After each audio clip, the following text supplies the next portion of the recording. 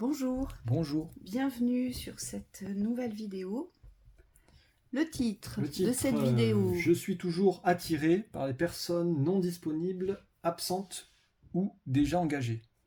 voilà, ce sont des schémas de répétition, ce sont des programmes en fait qui se répètent, c'est-à-dire que vous avez cette attraction pour ce qui n'est pas disponible, pour ce qui va ne pas vous apporter une certaine sécurité, pour aussi vous assurer, alors c'est complètement inconscient, mais de ne pas être choisi aussi.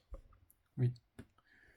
Alors on me dit que ça peut être une dépendance psychique aussi, comme une forme d'accoutumance, de drogue. Allez, le mot est fort, mais on me dit quand on est attaché 20 ans à une personne, par exemple, les effets sont pas loin d'une drogue dure. Et surtout, c'est dévastateur parce que ce genre de situation vous laisse dans une position d'arrière-plan, c'est-à-dire que vous n'existez pas devant, vous n'êtes pas sur scène, vous n'êtes pas mis en lumière, vous êtes caché, vous êtes en retrait, et surtout vous êtes à disposition bien souvent de la personne qui est déjà engagée, puisque cette personne ne peut pas aujourd'hui au grand jour montrer cette relation. Donc ce qui veut dire que vous avez une forme d'inexistence et puis vous êtes aussi plus ou moins considéré comme une... Alors soit, il y en a certains qui vont dire comme une plante verte qu'on vient arroser de temps en temps. Moi je dis plutôt comme un objet qu'on vient dépoussiérer, vous voyez.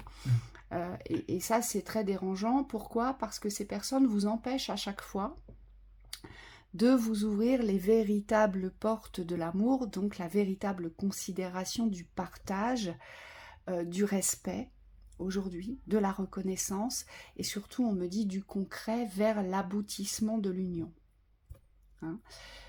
Le but, alors c'est très facile ce que je vais vous dire, et bien évidemment c'est de la théorie, mais Michael me dit, mais il faut l'appliquer. Eh bien, le but c'est de briser cette répétition. Ça veut dire quoi ?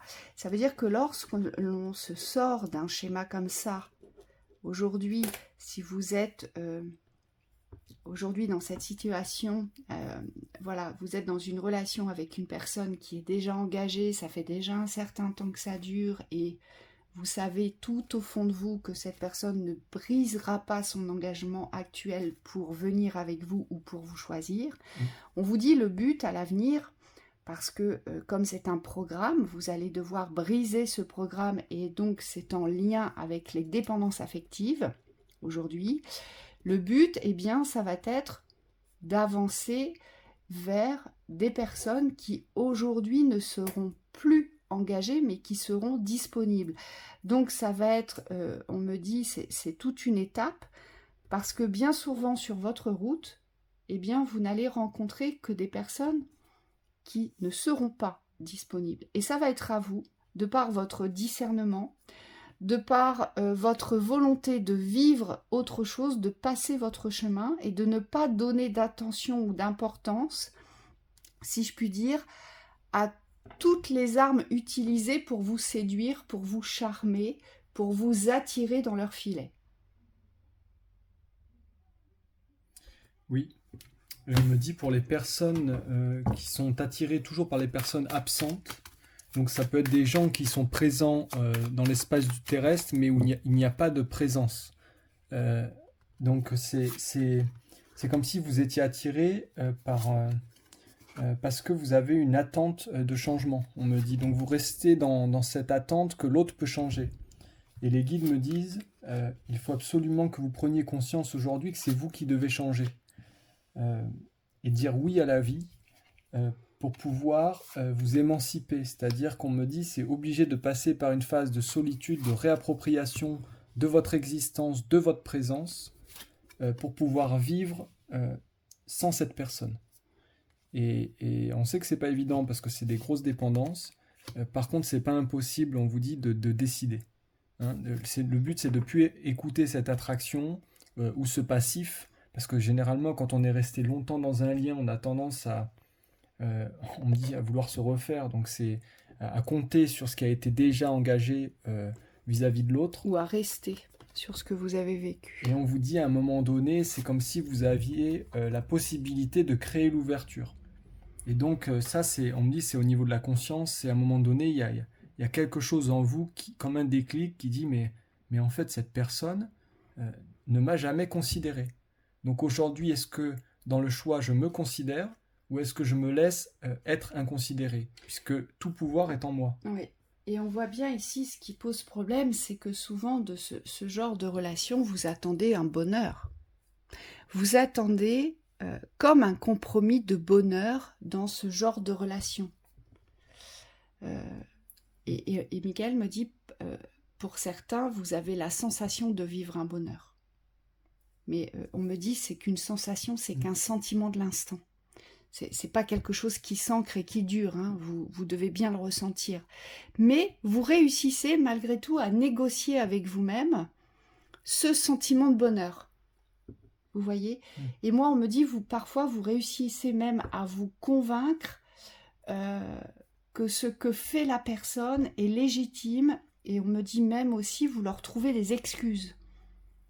Des excuses, ce qui veut dire que vous êtes dans la compassion sur le fait qu'ils ne vous choisissent pas. Limite, vous leur donnez raison sur le fait qu'ils ne vous choisissent pas parce que voilà, c'est compliqué. Il a une situation il ou elle a une situation qui n'est pas évidente. Je le comprends, je la comprends, je lui laisse du temps. Ah, il n'a pas pu venir, il n'a pas prévenu, mais bon, c'est un homme d'affaires, il n'a pas le temps. Vous voyez, on me dit, vous êtes toujours dans cette négociation-là, où vous laissez tomber, vous laissez partir, mais c'est pas grave parce que vous gardez comme un sentiment, on me dit, c'est vraiment une illusion de bonheur. Hein ? Et là, moi, ce que je vois aussi, c'est que ça vient briser, et c'est ça qui est dommage, parce que quand on est maintenu comme ça dans une... Allez, on va pas se mentir, quand on est enfermé à la cave, qu'on n'a pas le droit d'être à vue, qu'on n'a pas le droit d'aller au restaurant, de partir en vacances, de se montrer, de se sauter dans les bras l'un de l'autre en pleine rue, voilà, on est quand même dans un espace clos, on se retrouve toujours dans un espace clos, intime, à l'abri des regards. Donc ce qui veut dire que personne n'a connaissance de ces relations en général. Hein ? Et donc quand on se retrouve enfermé dans cette cave obscure, parce que vous restez dans l'obscurité, il ou elle ne reste pas dans l'obscurité, puisque il ou elle est engagé, il ou elle a une vie. Mais vous restez dans cette obscurité. Et ce qu'on me dit, c'est que ça vous garde dans une énergie, vous voyez là, j'ai une énergie de papy.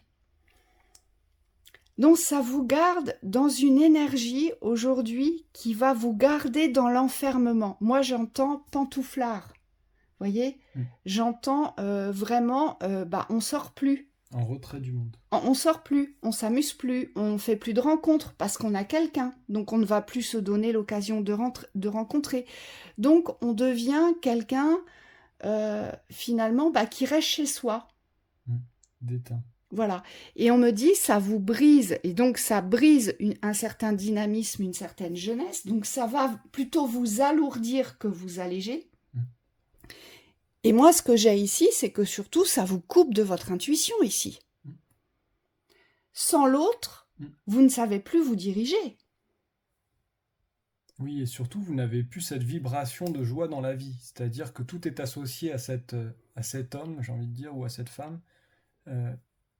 Mais on me dit, alors c'est bizarre, mais c'est comme si vous n'aviez plus d'existence propre pour vous-même. Et là, on vous dit de revenir dans votre présence. Les guides me disent, c'est la présence qui fait qu'on peut se retrouver. Pour ceux qui se sentent enfermés chez eux, on vous dit, il y a besoin de sortir. Il y a besoin de sortir, il y a besoin pas forcément de faire beaucoup d'activités, mais, allez, dis-le. Je suis désolée, mais je suis en train de me moquer de Thibaut parce qu'il nous a fait une coiffure. J'avais pas vu. Voilà. C'est dit. Il y a besoin de sortir, de faire une activité. Oui, il y a pas besoin forcément de faire des activités, mais il y a besoin de retrouver cet allant de marcher. On me montre les marchés, moi, les marchés ouverts. Vous passez au milieu des gens, vous n'êtes pas forcément en interaction, mais vous retrouvez, entre guillemets, un semblant de vie. Donc C'est comme si vous deviez retrouver les codes de cette liberté d'être mais à l'extérieur. Et donc on vous dit, sans forcément chercher les relations dans un premier temps, ce qu'on me montre, c'est qu'il faut sortir de chez vous. Oui, il faut surtout pas vous enfermer ou vous alourdir, parce que c'est ce qui vous garde à l'écart, j'insiste, du vrai bonheur, à l'écart de tous vos sens qui aujourd'hui ont besoin de se révéler, puisque ce sont eux qui vous conduisent vers les directions, les ouvertures, vers les bonnes rencontres aujourd'hui. Donc si vous êtes brisé de votre intuition aujourd'hui, eh bien c'est très compliqué, parce que vous avez la sensation d'avoir quelqu'un dans votre vie, et je vous comprends, hein, qui aujourd'hui n'a pas envie d'avoir quelqu'un dans sa vie. Vous avez l'impression d'exister pour quelqu'un, ou ne serait-ce que pour un moment. Et comme vous êtes seul dans votre existence, lorsque vous avez un coup de téléphone, un message, une visite, eh bien forcément que ça vous garde dans une énergie.